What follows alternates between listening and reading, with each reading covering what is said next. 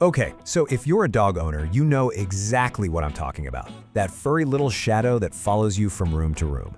We have a cute name for it, the Velcro dog. But what if I told you that that name, as cute as it is, doesn't even scratch the surface of what's really going on?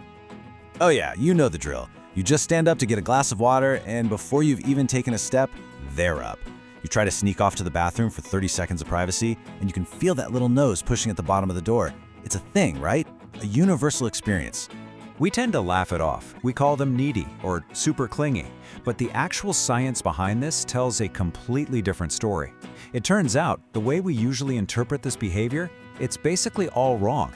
This isn't just some funny personality quirk, it's something way, way deeper. And this slide really reframes the whole conversation.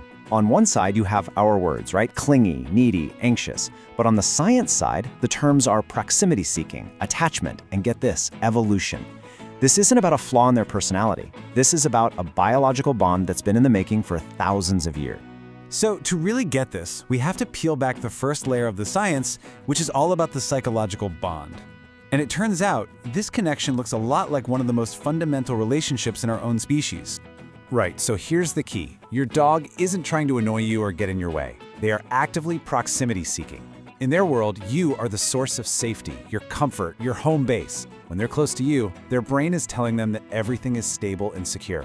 And this isn't just a hunch. Researchers at a university in Budapest actually took the famous experiments they used to study attachment between human toddlers and their parents, and they applied them to dogs. The results were just astounding. The patterns of emotional bonding were almost identical. But it gets even wilder, because this isn't just something your dog learned. Let's peel back the next layer. This bond, it's literally written into their genetic code. For 15,000 years, humans and dogs have been evolving side by side. And over all that time, we've been selecting, sometimes without even knowing it, for the dogs that wanted to be near us, the ones that paid the most attention, the ones that stuck the closest. And all that selection has led to this. Scientists have actually found specific genetic mutations on what's called chromosome 6 in dogs. These mutations are what drive what scientists call extreme friendliness. It creates a real, biological urge to connect with humans, an urge that their ancestors, the wolves, just don't have.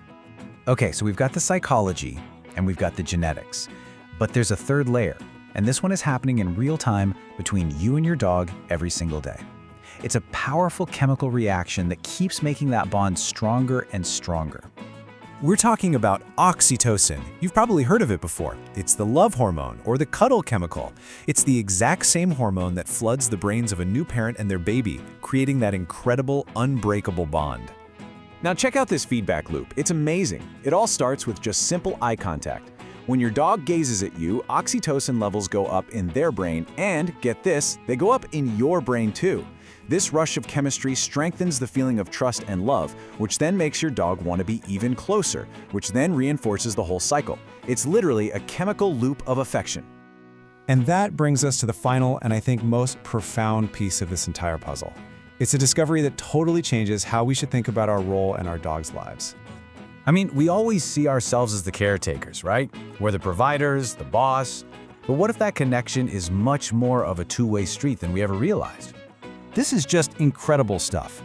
Studies are now showing that a dog's nervous system literally co-regulates with their owners. Your heart rate, your stress levels, your sense of calm, they actually sync up to you. So if you're relaxed, you are actively helping them relax. And if you're stressed, well, they're feeling that right along with you. So when your dog is glued to your side, they're not just hoping for a treat or a scratch behind the ears. They are biologically tuning into your frequency. You are the living, breathing signal that their brain follows to know that the world is okay, that they're safe. So let's put it all together. You've got the toddler-like attachment, the genetic code for friendliness, that addictive oxytocin loop, and their entire nervous system syncing with yours. This isn't your dog being clingy. This is the grand result of 15,000 years of evolution, creating a creature that is biologically engineered to choose you as the center of its universe. So I have to ask, as you're listening to this, where's your dog? Are they at your feet? Maybe their head is on your lap? Yeah, I kind of thought so. And now you know, that's not a coincidence. That's science.